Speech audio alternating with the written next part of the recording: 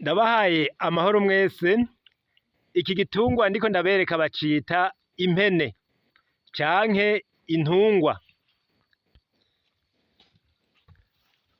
Abarundi bari baragiciyeko umwibutsa bavuga ngo wanka kugarura impene ikiri hafi yamara kurenga imitumba ukabira nkayo.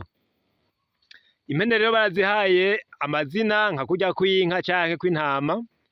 Hari za mugina, hari za mwirabure, hari za mabara n'izindi.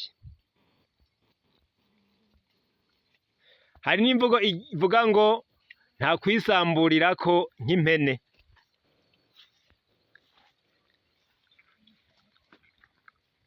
Abatari bwabone impene rero niyi bavuga impene canke intungwa. Murakoze rero ndabashimiye.